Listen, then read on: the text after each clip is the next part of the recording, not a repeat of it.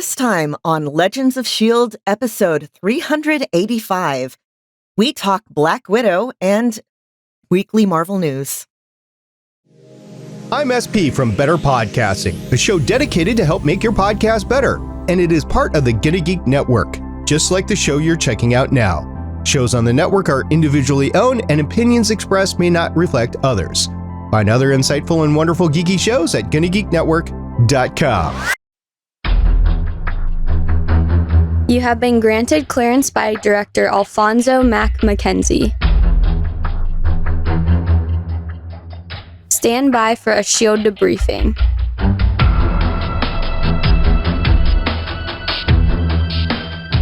All information to be discussed here is classified and may only be discussed among agents granted clearance by the S.H.I.E.L.D. Director. Now it's time for your scheduled debriefing. I'm Agent Lauren.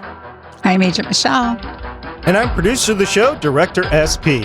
Welcome to Legends of S.H.I.E.L.D., a Marvel Comic Universe fan show. The show is recorded on Thursday, July 22nd, 2021, live from the Legends of S.H.I.E.L.D. studios and broadcast worldwide, skywide at www.geeks.live. Come join our live chat as we record. Ladies, happy National Mango Day. I celebrated early. I had mango mochi yesterday with dinner. I like mangoes. I don't have any in the house right now. Same. Mangoes are so good. Usually clementines, mangoes, that sort of thing is usually around Christmas around here. Christmas mangoes. Huh. They're usually a summer food for me. Oh, I could go for a mangonada right now. Anyway. Okay. We'll get on with the rest of the show before we get too hungry here. Legends of S.H.I.E.L.D. is a fan-based podcast on the Marvel Cinematic and comic book universes. Because of pockets. If you'd like to talk to us about pockets, you can contact us through our website, legendsofshield.com. You can talk about the glorious inclusion of pockets in any garment by leaving us a voicemail at 844-THE-BUS-1. That's 844-843-2871. You can get a hold of us on Facebook at Legends of S.H.I.E.L.D. Podcast. We're on Twitter at Legends of S.H.I.E.L.D. We're also on YouTube at youtube.com/GonnaGeek. You can tell your Amazon device to enable Legends of S.H.I.E.L.D. skill. You can join our Discord server at GonnaGeek.com/Discord. And remember, Legends of S.H.I.E.L.D. is a proud member of the GonnaGeek.com network. Just want to say before we get into the remainder of the show here that we have now entered into the era of commercial space tourism, privatized space tourism. You got the money, you can go up, you can pay somebody for a ride, Jeff Bezos, Elon Musk, Richard Branson, a bunch of billionaires, which is great. I mean, you can go into space, but let me ask you this. Can you live in a sky city?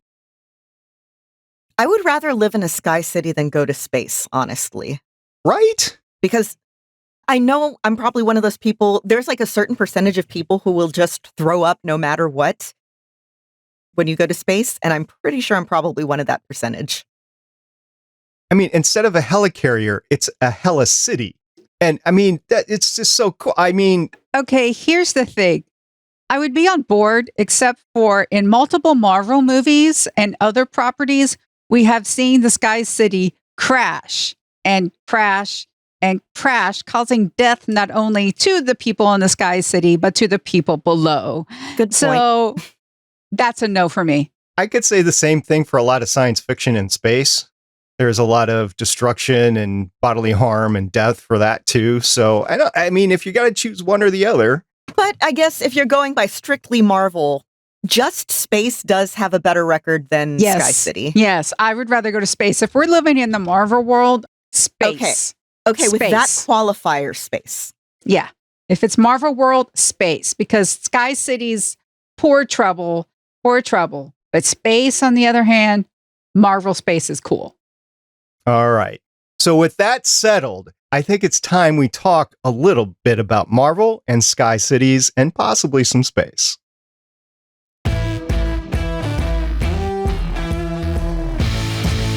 Today, we'll be talking about Black Widow. It was released in theaters and simultaneously on Disney Plus on July 9th, 2021. Lauren, who directed the movie? This movie was directed by Cate Shortland, who has 11 directing credits starting in 1998, including 4 of Bad Cop, 10 of The Secret Life of Us, Lore, Berlin Syndrome, and, of course, Black Widow.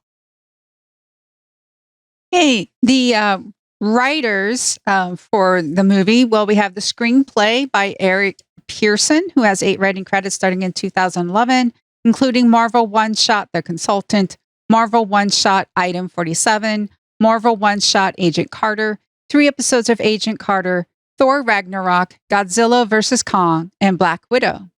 The story was by Jack Schaeffer, has 6 writing credits starting in 2009, including WandaVision, which created and wrote 2 episodes, and of course, Black Widow.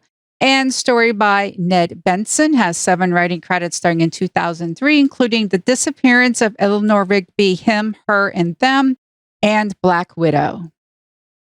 I gotta say, before we continue on with the cast of the show, I feel like I already know these people, the writers and the producer, of course, and the director of the show, just because we've been watching stuff that they've also done really recently. So it's really cool that Marvel is able to integrate lots of people and interweave those storylines and the knowledge of the Marvel universe into their stuff. I think it's really great. So Lauren, why don't you kick off the cast of the movie? Well, we're starting off with Scarlett Johansson as Natasha Romanoff. We all know that she's been Natasha Romanoff in all these movies. We also have Florence Pugh as Elena Belova, who SP wrote Father of the Bride Part 3-ish in the notes. I would like to point out that she is incredible in Midsummer, Little Women, and Fighting with My Family, which is a movie based on WWE star Paige. We also have Rachel Weisz as Melina. You may know her from the Mummy series with Brendan Fraser. Well, the first 2, the good 2. We also have David Harbour as Alexei / Red Guardian, who you might know from Stranger Things in the most recent Hellboy movie. Ray Winstone as Dreykov. He has been in a bunch of stuff, including that CGI Beowulf movie a few years back, that King Arthur movie with Clive Owens. We have O.T. Fagbenle, who plays Mason, who you might know from, first of all, Aquaman, and his amazing turn in Watchmen, the HBO series. We have William Hurt returning as Secretary Ross, and Olga Kurylenko as Antonia / spoilers, Taskmaster. This is really spoilers. I mean, we all saw the movie. We're good. Okay, so I went into this thinking that O.T. Fagbenle was going to be Taskmaster. I saw stuff about it. I think we've reported news articles about it. So then he shows up as Mason, and I'm like, wait a minute, is Mason Taskmaster? I was really confused. And then there was that twist, and I was like, oh no. Honestly, it was a good misdirect in the news leading up to it. And it might have been spoiled just because the film was delayed. We'll talk about the delay later. So the film starts in Ohio in 1995, which is really neat to me personally, because I was actually in Ohio in 1995. So I could have been next door neighbors to the Spy family. So that's pretty cool. But the Spy family is there. And honestly, not knowing too much of the Black Widow background in the comics, it took me a long time to figure out if any of these people were indeed or not related to each other. So it was the core of the movie. I really like how they opened it. And to the uninitiated like myself, it was really a mystery as the film went on. Of course, everything was revealed during the film. But at the beginning, you're like, what is this really? I don't know. Anyway, it was really cool. We all want to talk about the family. I think Michelle should have the first word about the family. Okay. What is family? That one of the things that a lot of people and a lot of my friends have always talked about with what makes a family. Is it just being related by blood, or is it actually finding people who you have a connection with, what we call a found family? And I know a lot of people who are in basically found families because they're, relate people didn't care for them or there just wasn't enough of a connection. And I thought it was interesting watching Natasha. She's recently, been burned by the divorce of the Avengers. So that's one family that fell apart. And now she's confronted with this family that technically she was forced into, but then realizing that the 3 years together did create a bond, especially with Yelena, she being the youngest one going, the best years of my life were fake, but she really did see them as family. And that is one of the nicer arcs of the film, is watching Natasha go from I'm alone, the Avengers burned me, I'm alone, to finally realizing that I have more than one family. Yeah, I am a sucker for found family in media and in real life. My family, I'm very lucky. I come from a very close-knit family, but I have also been kind of gathering up friends and making them my family.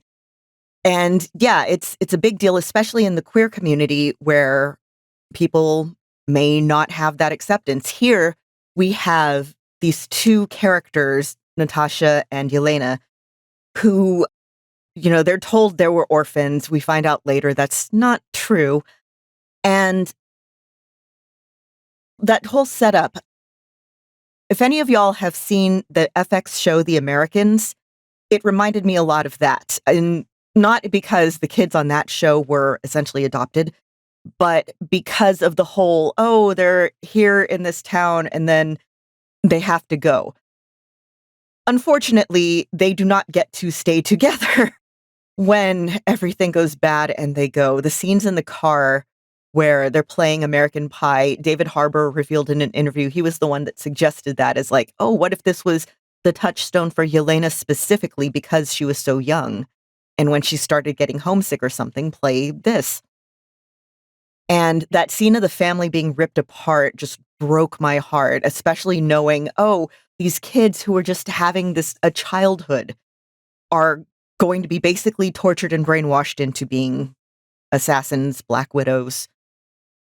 And as we find out later, Natasha gets out, Yelena does not, and Yelena is subject to, I keep thinking of it as Order 66 because I've been watching The Bad Batch. Mm. Yeah, I've been watching The Bad Batch too. I could see it basically some sort of mind control or order control or something like that. Yeah. And at the beginning of the movie, she actually gets out of it. So I'm wondering if the comments between her and Natasha later on are how heartfelt they are in relation to her release from the mind control. The anti-mind control drug, the red drug that is enabling free will basically there. Now, I want to go back to the family in Ohio. I think this whole movie worked a lot more to me with David Harbour as the Red Guardian because he was hilarious. I mean, he was just this goofy guy with these superpowers that was Soviet, and he was going against Captain America. We'll talk about that later, throughout all the years and everything.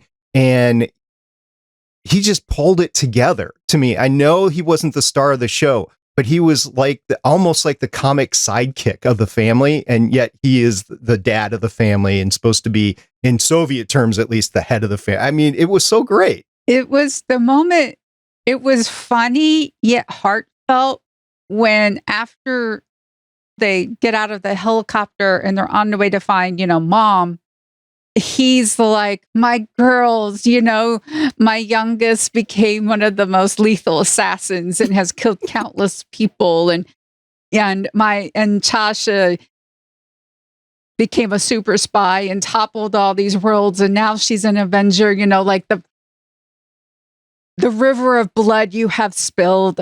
It makes me so proud. It was both heartfelt and hilarious at the same time.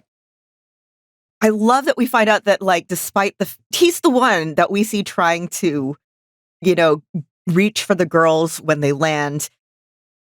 You see when he's in the prison and he has his shirt off, he has their names tattooed on his arm.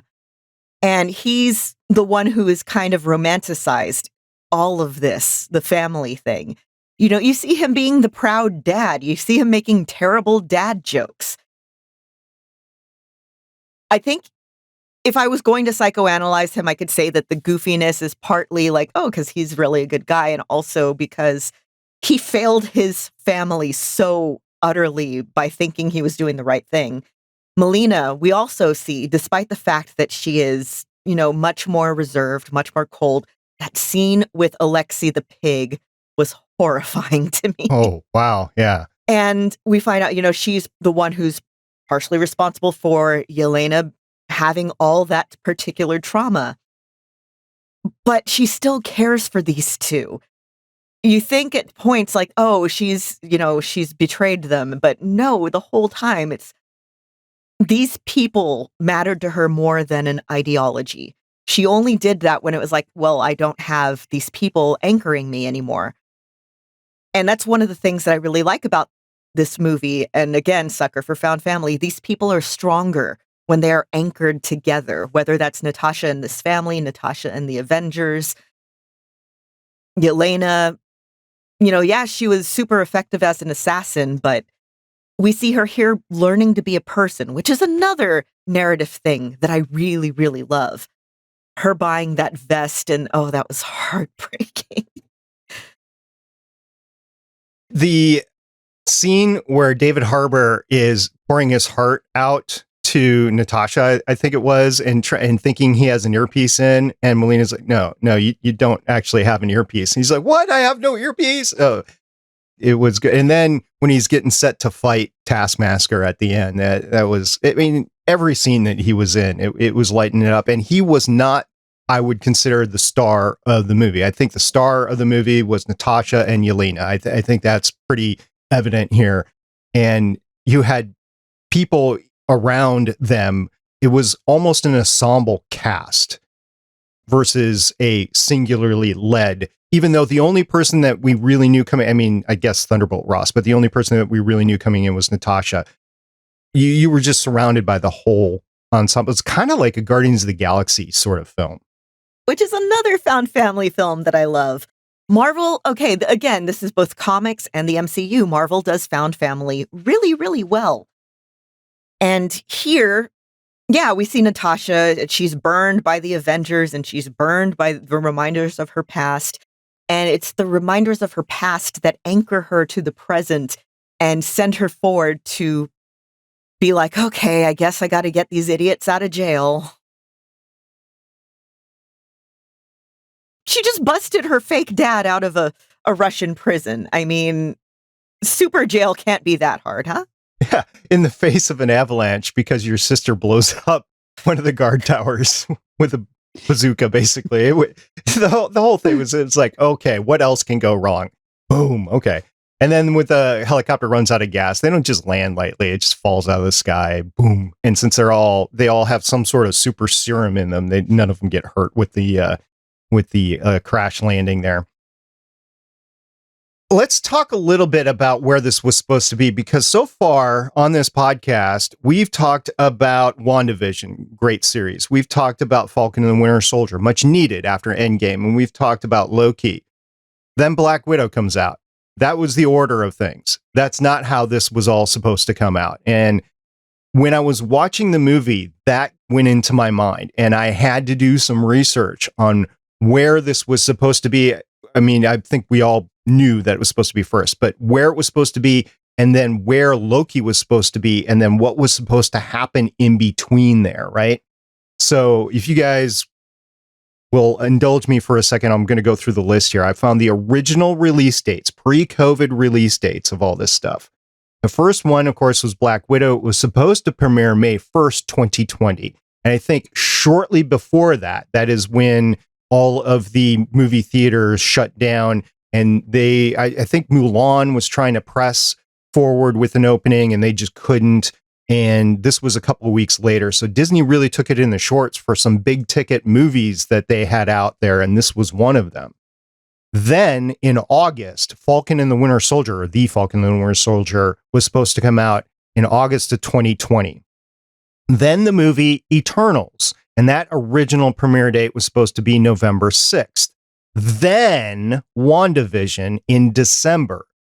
And then following in February, in the Deadpool time slot, basically, the Shang-Chi and the Legends of the Ten Rings were supposed to come out in February of 2021, followed by Loki in May of 2021. And then in May 7th of 2021, was supposed to be Doctor Strange in the Multiverse of Madness. And I think where Loki ended, we can see where Doctor Strange was supposed to be. And then later on that summer was supposed to be Spider-Man No Way Home. Original premiere was July 16th, 2021. So when you take a look at that original timeline, where we are now, what we've seen already, what we haven't seen already, you can see how this would have been more impactful to the MCU right after Endgame, coming out and seeing Natasha again a few years earlier. I think it would have worked better then. Actually, I'm going to disagree, and this is why. The last end credit scene where we get Yelena at the graveyard and then we get Valentina, that really doesn't make any sort of sense. It's just some random woman played by Julie Louis-Dreyfus. She has a purple streak in her hair and she's allergic to the Midwest. Okay, that's interesting. They both want to pay a raise. That's great. But I like the fact that we got to know who she was in Falcon and Winter Soldier, because then when I saw her in Black Widow, I could actually go, well, was she able to get Yelena and the other widows? Because one of the other things that this film touches on, Natasha got out and then she didn't really check in on anyone. And then Natasha was like, okay, widows, you're free. When you've been a captive for so long and have only known one way of life, you just can't release them and expect them to know how to go to the grocery store or how to get an apartment. So the fact, that they came in and here's another found family, with mom and dad and Elena going off in that helicopter. Are they, all of them, hooked up with her? And now considering, that she has U.S. agent. And so like seeing that, it's like, I felt like that end scene made a lot more sense to me because I saw Falcon and Winter Soldier first. I am of two minds about where I think this movie should have gone. I think it just kept coming into my head when I was watching this movie. I really wish this had been out before Infinity War. But at the same time, narratively, there was so much in there that was more poignant because it was a callback, like the vest, which Gwen's dad, that is still on Vormir. It's very sad. That vest needs to be back with someone who loves it. Just, little things, what's coming. It's the dramatic irony of it. And the writer in me appreciates that. And again, the end scene, it would have hit differently if it was out before Falcon and Winter Soldier. It's like, I, nerd comic reader know who Val is, but your average viewer doesn't. However, she would have been a lot more shady if Falcon and Winter Soldier hadn't come out first. She's still shady in Falcon and Winter Soldier, but I feel I was anyway less positive that she was outright malicious, though this kind of changed my mind a bit. Who knows? She's chaotic. I really enjoyed all the action scenes in this movie. I think they were done incredibly well. You're talking mostly, not exclusively, but mostly either female stuntmen, stunt people, or guys dressed up as women or whatever. But I think all the stunts were done really well. And I wish I would have done some research into who actually was the stunt people for all this stuff. But you had the escape from Ohio, which is kind of a chase scene, but you still had Red Guardian out there throwing cars and explosions and stuff like that. You had the serum fight in Morocco, which was great. You also had the bridge fight for Black Widow as Taskmaster was coming after her. You had the Budapest, I guess, Budapest apartment scene between the sisters. And I watched it the second time. So the first time I'm watching it, I'm like, I don't know if these two are really at each other or whatever. The second time, I could see that they were pulling punches and they didn't want to kill each other, but they were still wanting to get the upper hand sort of thing, just like any normal sibling fight. It was really fun to watch it from that perspective. And then their escape from the apartment later on, when they're running on the rooftops and stuff like that. We talked about it already, the escape from the prison that was just hilarious in its totality. And you had the capture at Melina's home, which I think had to happen. We haven't talked about that yet. Had to happen in order to get to the Red Room. And then you had the Red Room final battle, which was basically the city coming down from the sky, because it was the only way to get him and Natasha activating her tracker, I guess. She still had the tracker on her, and she activated it so that Thunderbolt Ross could actually find his way to her, because there's no way that Thunderbolt Ross is going to be able to find. You know what I was thinking this entire movie was Thunderbolt Ross couldn't find the Hulk, and he's trying to find Natasha.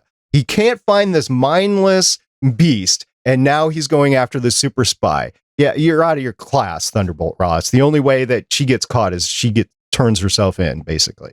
Which she ends up not doing. Yeah, basically, because 2 weeks later, she's out, right? Yeah, she's like, and I'm gone. I think the whole thing there was, she was like, well, look, we know he's after me.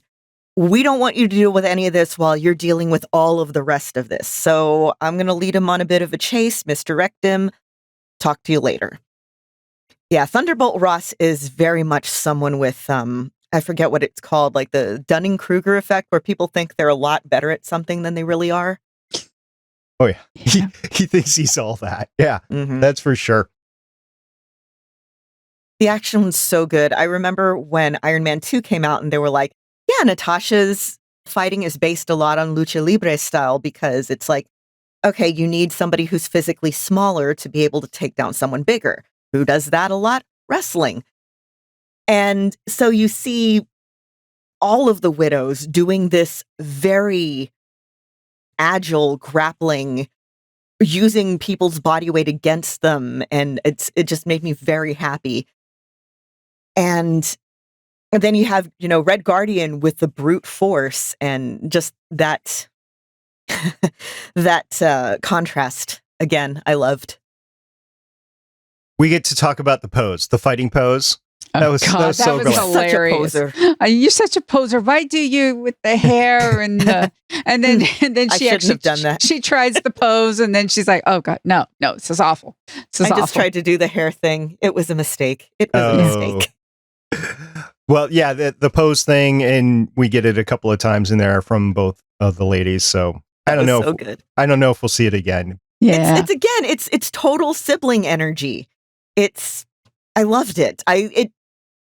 I feel like I don't know if any of the people in the writing room there, like, I don't know what their sibling situation is, but it felt very familiar as somebody who has a younger sister who has tried to kill me on multiple occasions. She threw a cat at me once during an argument. That's a new story. She also tried to drown me at a pool once. Ooh. Are you sure that you want to go see your sister? Oh, yeah, no, we're great now. Okay.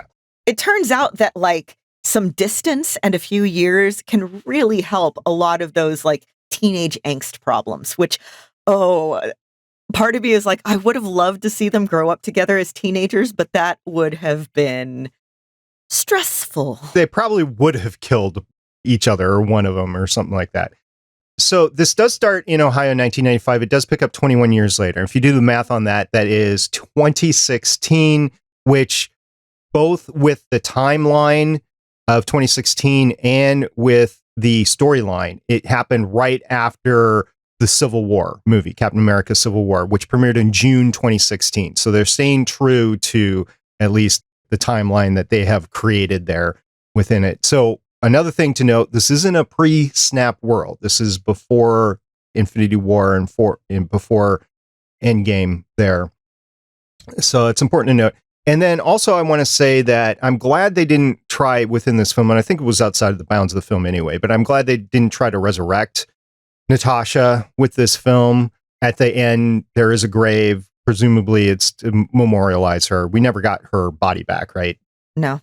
But supposedly she still is dead in current time, which is the post-credit scene, basically, with Yelena there.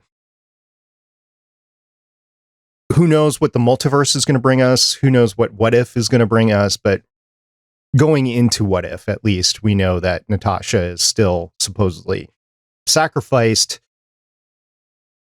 A lot of people, I mean, even us, we talked about how lame that was, how lame her death was. She didn't get to participate in the final battle. But she did still enact a sacrifice. And I think that sacrifice still needs to mean something, but I don't know what the multiverse, I mean, if the multiverse gives us different outcomes. And remember, Doctor Strange, he went how many millions of scenarios, and this was the only one that worked, right? Well, I don't think he was considering a multiverse. I don't know. So I still think that her sacrifice means something, but that's just my opinion. I still think Hawkeye should have been the one. But yeah, with that, on the one hand, I want her back. I love their interactions. I love Scarlett Johansson as Black Widow. But you see this so many times in other media where somebody will do something and then it's retconned and it's like, oh, well, that didn't matter. So yeah, there needs to be some consequences, much as I hate to admit it. Right. Michelle and I were talking last time about Tony Stark in particular and how that was just so perfect in the story. And I think that needs to be where it is right now. Michelle, did I mischaracterize that? No. Okay. So the other thing that I want to talk about was, remember there was a lot of talk about Natasha's red ledger at the end and her needing to atone? I remember when Avengers first came out and Loki gets to her by saying Dracov's daughter, and you think, oh, was this somebody with the Red Room in her past, so-and-so? Is this a reference to her biological father? I want to say it, Dracov exists in the comics, I believe.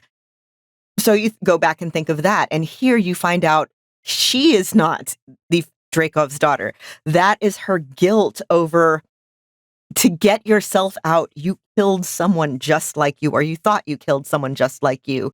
And that is the ultimate to her, read in her ledger, is she killed this, as far as she knew, innocent child. Yes, she did at that point. And then she understands a little bit more what's going on. And also Taskmaster is taken by the family away. So I don't know what the future is of Taskmaster in the MCU. Yeah, who knows? I mean, they might be working on, I don't know, a Black Widow series with Yelena. I like Yelena. If we get her, I would be happy. I loved this version of Yelena. Yelena in the comics is a really complicated figure. This is a lot more streamlined, a lot more, it fits in with the movies. And Florence Pugh was just amazing. I want to go watch Midsummer again, like right now.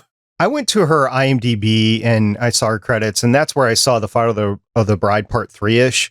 I don't remember it happening last September, but it did. It was streamed. It was a charity event in September of 2020. And it was like this 25-minute YouTube streamed event or Netflix streamed event. It's also on YouTube. And it was the family, the father of the bride family, the Banks family, with the next wedding. And Yelena played the youngest Banks, the oops baby, basically, at the end of Father of the Bride 2. And she just, or not Yelena, Florence, she just knocked it out of the park. and was instantly, you could see her as part of the Banks family and stuff like that. So I really enjoy Florence Pugh, and I really can't wait to see her again. So even though we've seen her in stuff that's really cool, her IMDb credits is not all that much. So Disney definitely did some fantastic casting to get her based off of her limited work and then just her natural abilities. I'm very grateful. And then you find out I pop in on like BuzzFeed every now and then and like, here's a bunch of here's a bunch of details you didn't notice in Black Widow. Here's some behind the scenes stuff. Here's some stuff from an interview. And the fact that apparently she and Scarlett Johansson were just joking constantly on the set, I think you could tell there was chemistry there. And people suggesting things like apparently she was the one when a man wrote that line, "Are you on your period?" And then Florence Pugh, the director, was going to take it out, but then she was like, "No, wait, I think I have something." And that's the whole, "Oh no, my removed uterus, totally, this is what's going on." That was fantastic. Oh God, that was the best description of a hysterectomy ever. And she's like, "But why are you stopping me? I was going to get to the fallopian tubes," Just her hand motions with all the things and everything. It was like, I was told I wouldn't have made that mistake that Alexi did, but if I did, that would have been totally me of, "Oh, okay, well, I'm just, okay, back away here." You ask something, you should be prepared to deal with the answer. The only other thing that I have personally to talk about here is the fact that now Yelena is going to go after Hawkeye, and I don't know how that all is going to work out. If that's going to be good, if that's going to be bad, if it's going to be actual hunt, or if it's going to be one of those things that she likes Hawkeye and has connected with Hawkeye already. I don't know. So what do you think, Lauren?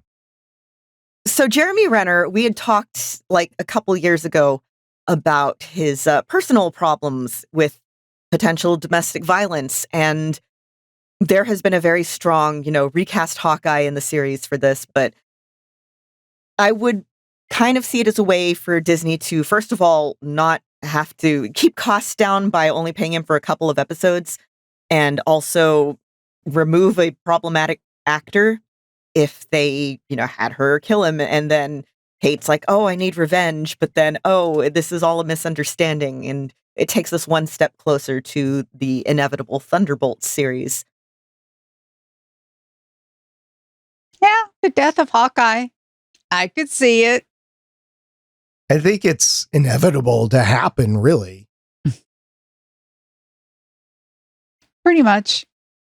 It's all of the phase 1 Avengers are, they're like, "We've been doing this for so long. I want to eat a hamburger. Please let me not have to fit into this costume and do all these stunts for a bit." And it's like, yeah, you deserve this. You deserve to rest on your laurels a bit. But I love that they are keeping things moving forward. The universe is still there. The universe is still this potential with these new stories, with these, Marvel has so many characters in their vault, and we've only seen a very small percentage of that. And even though some of them are like weird characters, there was a whole thing a few years ago, a character was killed on screen and they were like, "Well, it's a character nobody cares about." That is somebody's favorite character, just statistically. You're talking about Sitwell, right? You're talking about Agent Sitwell, right? Movies, that would be yours. And then, but there's this wealth of characters that we can do stuff with, and we don't have to keep going back to that same well. And I love that. I love that so much. Sitwell is not my favorite character. I think the long-term listeners of Legends of S.H.I.E.L.D. will know who my favorite character is. Oh, yes. Still happy for all that Agent 13 in. Yeah, I don't know. We talked about it already. It's got a couple of ways it can go there. All right. Any last words on this movie, Michelle?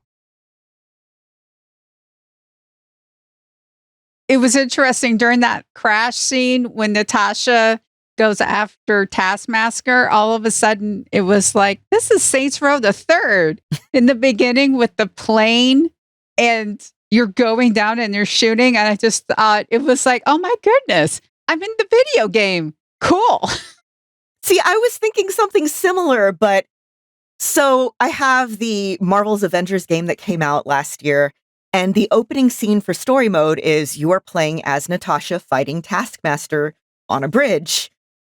And it felt familiar, but like kind of pleasantly so.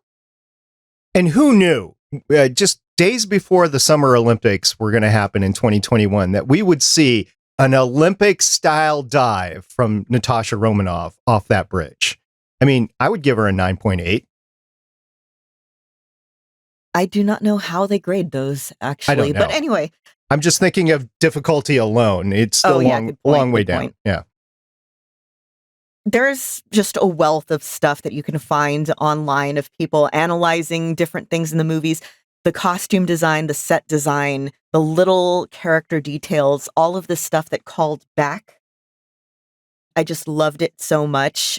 You could tell it was made by somebody who cared about, like, this is the story we're telling and this is how we want to connect it back. And it was fun and it was sad and it had so many narrative things that I love. I want to watch this movie like 5 billion more times. I do as well. And I can do that because I bought it. So we'll talk about that in a little bit. Anyway, that's the crux of our coverage here on Black Widow. If you have any comments that you want to make on Black Widow, please get it to us. You can leave it in our Discord server at gonnageek.com/Discord. You can tweet us at our account at Legends of S.H.I.E.L.D. or you can email me, stargatepioneer@gonnageek.com, and we will talk about your feedback on a future show. Next week, we will be covering the entirety of the MODOK series. This is the Patton Oswalt stop animation kind of film. It's Robot Chicken meets Marvel with pretty much everything that entails. So we're going to be talking about that, the entire series, next week. So get ready for a good ride. And as we ramp up for our coverage of What If. In the meantime, we do have some Marvel news to talk about, including Black Widow box office. So stay tuned.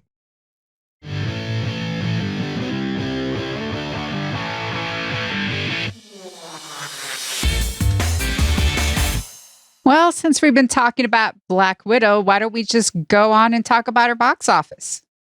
This was a very interesting box office because it is one of the few movies to come out after movie theaters have started to reopen in North America following COVID. Not all movie theaters are still open. Not all screens are open, but a lot were, as well as Marvel/Disney decided to release this as premium video on demand for $30. So everybody was scratching their heads on what is this box office going to be? Or is this going to be resurrecting the box office? You have a Black Widow movie, so a female-led movie for Marvel. We've already had one with Captain Marvel, but like, how is this going to do and everything? And so here's how it played out. So the last movie before the pandemic, the last blockbuster before the pandemic was Star Wars Rise of Skywalker, and on opening weekend, it earned $177 million domestically. That wasn't by far the biggest ever. That actually goes to a Marvel movie, but that was pretty good, right? And this past weekend, or 2 weekends ago, with Black Widow, it earned $80 million domestically and $78.8 million internationally, for a total of $158.8 million worldwide. Not bad, right? Well, here's the thing. Disney comes out, and for the first time ever, they released the premium video on demand numbers, revenue that they have received of $60 million, bringing the total opening weekend for Black Widow to $218 million. So, a bunch of questions. Did they do this just to get the box office above $200 million? Did they do this just to say, hey, look, this is viable and you can watch this on Disney Plus. So if you haven't bought it already, you can go ahead and buy it. I mean, there's a ton of speculation as to why they did it, because they didn't announce that they were going to do it. nobody's verified these numbers. It's not like standard box office numbers where everybody kind of agrees to, okay, we can guesstimate, because it's all estimates. It's not actual box office numbers that come in. So there's no standard for this. And is this going to happen in the future? So the second weekend came out and it just dropped like a rock. It went down like 62% or something like that in the box office here domestically, which was really unheard of for Marvel movies lately. And I think part of that is because it is on Disney Plus On Demand. Here's what you get, by the way, with the Disney Plus. For $30 here in the United States and $35 up in Canada, you get the movie for the 3 months before it comes out on Disney Plus as a freebie. So in 3 months, it's going to come out as a freebie in October. You can only purchase it for the first 2 months. And then there's 1 month where you can't purchase it. It's basically, if you haven't purchased it by then, it's in the vault. But if you have purchased it, you can watch it as many times as you want. So this kind of gets away from your ability to go back to the theater to get those second run things. If you want to watch it again, just sit down on your couch and throw it on and watch it again.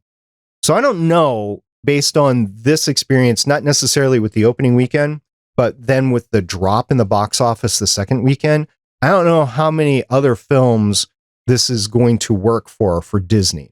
I speculated on the one last thing. I speculated on the Gonna Geek show that I think this would only work for the big films that everybody wants to see. It's not going to work for the minor films that not everybody wants to see. So I don't know. I don't know if we'll see it again or not. So Lauren, what do you think? So I did go see this in the theater. This is the first time I've gone to a movie theater in a year and a half. It was equal parts scary and fun. But because I'm in Texas and nobody wears masks here anymore. But the theater that I saw it at, it was full capacity for how they were doing the seating, where Alamo Drafthouse was leaving seats in between parties. And so that's already you don't have a butt in every seat. And then add that to people like me. I'm only, normally it's like, oh, okay, I'll go see a movie. I am only going to the big ones for the foreseeable future. And yeah, I'm going to do it the one time there and then, come home, maybe do it on demand here if I want to watch it again. But I think that fact that the theaters are selling so much fewer seats, if they're still doing safety measures, that's also a factor. Yeah, the Disney Plus thing's probably a factor. Well, definitely a factor because it's cheaper to buy if you're taking your family. It's cheaper to buy that $30 and just eat at home and stuff than to go to, the evening show or something. And I know that there's been an outcry with theater owners of oh, this is going to kill our business. So the thing is, they're going to have to adapt. I think we may have discussed this before. They need to make it into an experience instead of just butts in seats, see it on a big screen. Yeah, I live in an area where people don't wear masks and they say they got the vaccine, but they don't. And we're getting variants of COVID that are more easier to transmit and just as bad. Like everyone thinks it's over. We have vaccines that half of us are taking. We could take off our masks now, but no, it's not done. There's already talks of booster vaccines because of the variant. So I have no idea when I'm even going to go back to the movie theater because it's a closed space for 3 hours. It's not like going outside to something. Because also it's not only would I have to wear a mask, I would also have to wear gloves because who knows if they clean the armrest, right? So then you're touching the armrest and then you got to come home and then you got to take off all your clothes and then you got to wash all your clothes right away. And then it's so much of a hassle because you don't know just how clean everyone is, and nobody's wearing masks and people are lying about getting vaccines, at least here. And it's just like, I have no idea when I would actually be going to the theater again. I just don't know. Yeah, and from a company standpoint, they understand this. And the thought is, if I was them, is how am I going to continue to make money? Because let's take a look at the last few movies that came out for the MCU before COVID. You had Infinity War in 2018, which opened to a domestic of $258 million, which was the highest ever to date. Then you had Endgame comes out, and its opening weekend was $350 million, which was the biggest to date, and $1.2 billion ever to date. Now, is this an Avengers level movie? No, it's a single movie, kind of like Captain Marvel, which was 2019, opened to $154 million domestically and $320 million internationally. So that's the level of which they are probably looking at for their return on investment, in order so that they can keep making these movies and keep making money on it. Because Disney wants to make money on this stuff. That's why they spent money on it, and that's why they're throwing a bunch of cash and effort into making this stuff. With that said, I don't know what the answer is. I speculated also on the Guinea Geek show that perhaps instead of purchasing a rental fee of like $20 or maybe $25, where you can have access to the movie for 48 hours, might be better than just having $30 and then it's yours for 3 months basically until it comes out on Disney Plus. Now you have to maintain your Disney Plus account while you're doing this as well. I think there's also the fact that it's that trade-off. It's you're used to renting things online for like what, $2-3, $5 if it's HD. So my first instinct when I see, oh yeah, rent this for $30 is like, ha, you're kidding. And then of course you think about it and you break it down and it's like, okay, well, it's going to cost this much if I'm going to go see it in the movies and have the snacks and everything. Especially if you have, multiple people in your family that you're paying for.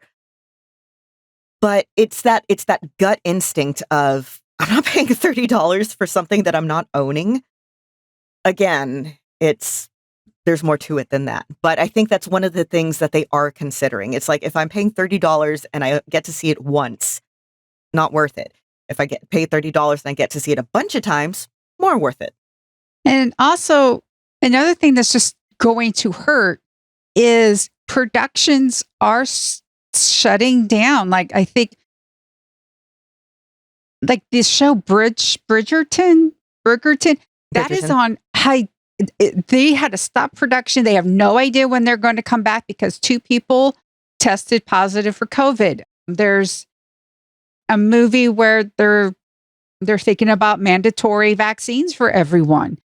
There's others where I think the Mission Impossible had to shut down for some time. So that's another thing when you have cast and crew testing for positive for COVID. Everything's got to shut down for a minimum of 2 weeks. So then you're going to have less, you are going to have fewer movies coming out. So the fact it's not just people going, it's eventually going to be what's going to be available.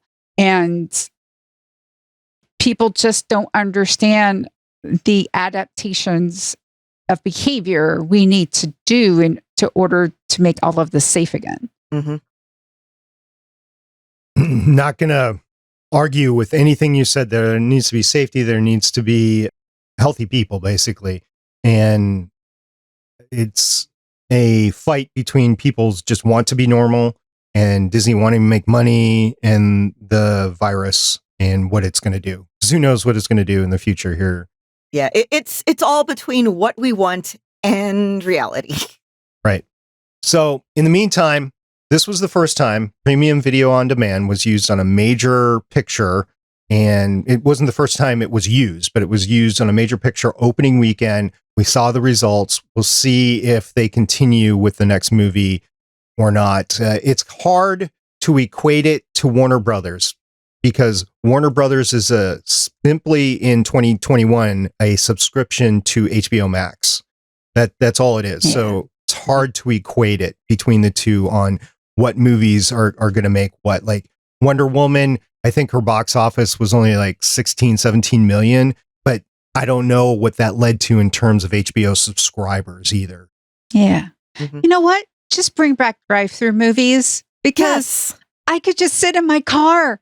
Please bring back drive-through movies because then you could have a whole bunch of cars and a huge screen, maybe 3 screens, who knows? And everybody's just in their car. They have their own snacks. I would do that. Bring back drive-through movies because I really think that's one of the solutions. It absolutely is. Because then everybody would know everybody and you would have your car disinfected. You wouldn't have to worry about things. It's your own self-contained pod. There you go. Drive-in movie. Yep. Drive-in movies, buy the tickets online. Okay. In other movie news, we have casting news for Black Panther Wakanda Forever. Okay, so I squealed when I saw this. Michaela Cole of I May Destroy You, Chewing Gum, Black Earth Rising. She played a senator in Last Jedi? No, Force Awakens. But she is going to be joining the cast of Black Panther Wakanda Forever. And she's joining returning cast members Denai Gria, Letitia Wright, Daniel Kaluuya, Winston Duke, Lupita Nyong'o, Florence Kasumba, and Angela Bassett, presumably all playing the same roles. Ryan Coogler's returning as director. Production is currently underway in Atlanta. No word on who she's going to be playing, but she's a fantastic actress. I love her so much, so I am excited. I'm excited for Black Panther, and of course, just curious as to how they're going to move forward. I'll watch it anyway. I was planning on watching it, but after what has happened, how is the series going to proceed? Who's going to be the lead? Is there going to be a lead, or is it going to be more an ensemble? I could see an ensemble too here. I can definitely see an ensemble. I look forward to seeing this movie next year, hopefully. And our final piece of news is that Loki, executive producer, director Cate Herron, is not returning for season 2. Yeah, so she told Deadline earlier, I guess this week, that she's not returning, saying, I always planned to be just on for season 1. And to be honest, season 2 wasn't in that's something that just came out. And I'm excited. I'm really happy to watch it as a fan next season. But I just think I'm proud of what we did here, and I've given it my all. I'm working on some other stuff yet to be announced. And yeah, that is perfectly valid. You told the story you want to tell. If somebody else wants to continue on it, step back. So I can't be too upset about that.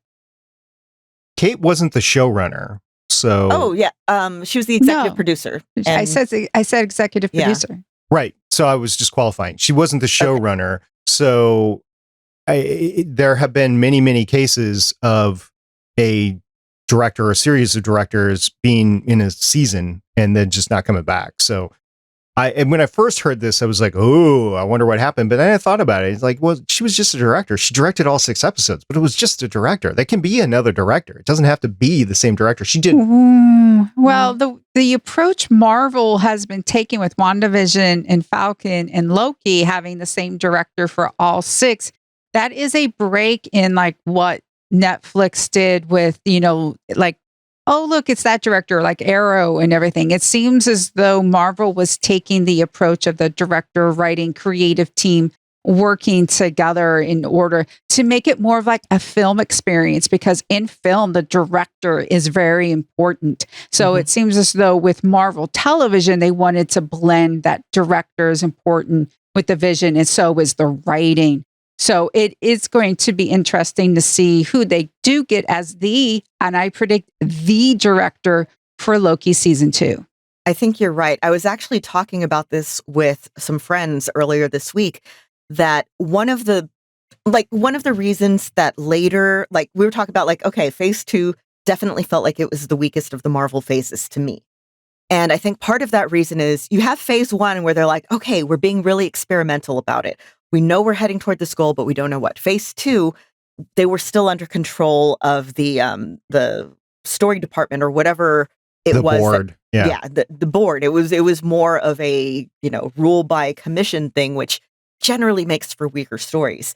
And then once they step back from that, that's when you start seeing a lot of these repeat names among people that aren't Jon Favreau.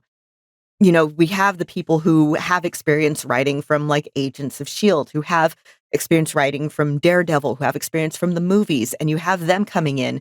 So you have this core group of people who knows this is the tone we're going for. These are what the characters are like. This is the kind of story that we're going toward.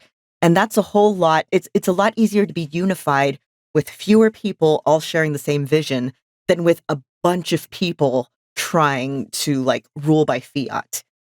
The one thing that I will qualify everything with, though, is I listen to this other podcast, The Delta Flyers. It's about Star Trek Voyager and a couple of the characters that were on it, including Robert Duncan McNeil, who has now transitioned from acting to the production side of the house and the directing side of the house. And one thing that he has said in that podcast numerous times is directing an episode takes so much out of you. It's so much of a job. And for these short series where you're only doing 6 episodes, I could see one director being able to do it all, especially if it's not an 8-day production thing. It's 20-day production, 30-day production, whatever it is. You can do, if you can film it like a film, and you can film episode 6 before you film episode 3, or scenes from all over the place, which is great. Just due to the availability of actors and staging and stuff like that. But it still takes a lot out of you. So I can see Cate's desire to move on to other projects, take some time off in between. I can see that. And I can not fault her for that at all, just because I know as direction, now it's not writing or producing, directing, it does take a lot of effort to do that. That's why when you see big movies being directed by Steven Spielberg or George Lucas or whatever, they only do one every year or 2 or 3 or something like that. They don't do one every year. It just takes a lot of time to put it together. So I agree with everything you said. I think it's great to combine everything and have the same team, but also I can see people in supporting roles, supporting production roles. Basically, the director is kind of difficult to say that with, but that's how I view it as is somebody that you can replace with somebody else and still keep the core of the story together. Yeah, you always have to take in account the human factor and the fact that, it's 6 episodes to us, but it's basically the equivalent of 3 movies and all the stress and all the, everything there. So I'm not surprised that she's stepping back from that. She told her story. She's like, okay, I'm going to go do something else. So part of me is like, I'm betting they'll get like somebody familiar, like somebody who's maybe been waiting in the wings for this, but also I'd like to see them bring in new talent. So we'll see what ends up happening. Wonder if Tom Hiddleston would want to direct. From what I understand, not most, but a good chunk of actors do want to direct. First of all, because you're not going to be young and pretty forever. And also because sometimes you want to be the person moving the pieces around instead of the piece being moved. That would be a lot, because he would be the star and directing all of that. Yeah, that's a lot. Yeah, notice how how Riker was in the episodes markedly less in the episodes of Next Gen that Jonathan Frakes directed. It's stress. I could see him maybe taking an active role in the writing. Yeah. Well, I think he did inherently. I think we know he did the basically impromptu 2-hour discussion on this is Loki and these are his motives. Yeah. Yeah, this whole series was Tom Hiddleston's thesis on every thought that I've had about this character for the past decade. Yeah. I think as we go forward here, as projects end up their filming, over the summer, Marvel, I think we're going to get a lot more news about the rest of the Phase 4 here as it progresses. But it's been a fun ride so far, even though it's just been 3 Disney Plus series and a movie so far. But I've been enjoying it, and I'm glad that I still podcast about Marvel. All right, are you guys ready to do something else here? I think we're going to jump into a helicopter and escape an avalanche.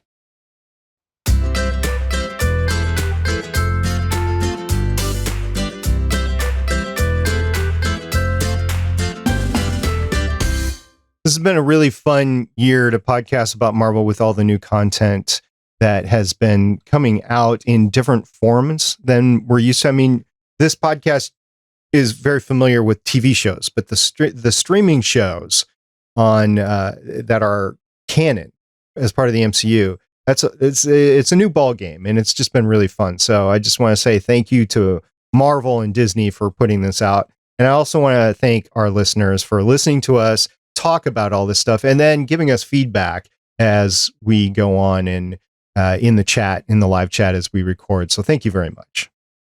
I'd like to thank you, SP, and you, Michelle, for, first of all, doing this for so long, doing everything that you do every week. And the last couple of weeks have been really bad for me health-wise. And like, it was killing me not to be here talking with y'all. And you both just, you continue on and you do all this stuff. And I think you guys deserve to be celebrated. I mean, this is a lot. Thank you so much for just being you. I'm all for the celebration. Will there be cake? I mean, I have pie. I have key lime pie downstairs. Ooh. I'll pass. Oh, more for me. Of course, like to thank, of course, all of our listeners, everyone who's in Discord. That's where I mostly am. And to SP and Lauren for understanding why I need a sabbatical. I am taking a sabbatical. I'll be back. My plan is after Labor Day, but life and stuff. Yeah. So dear listener, stick around. SP's got some really cool things, coming up, some really cool guests and everything. So yeah, thank you very much for understanding. What were we just talking about the human factor? It's always best to do self-care. Yeah. Yes, absolutely. And you will be missed, but we will be expecting you back in September.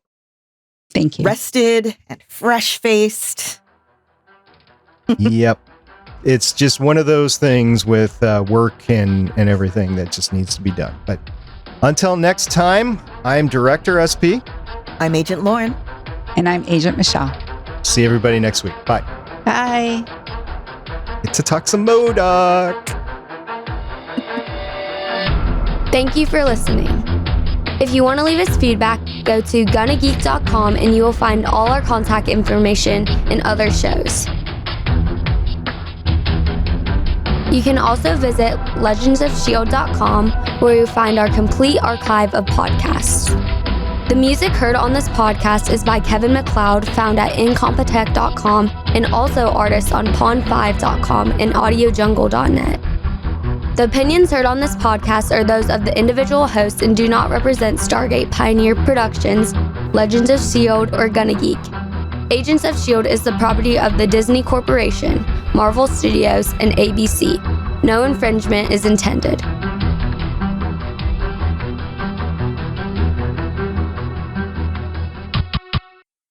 Legends of S.H.I.E.L.D. is copyright 2013 through 2021.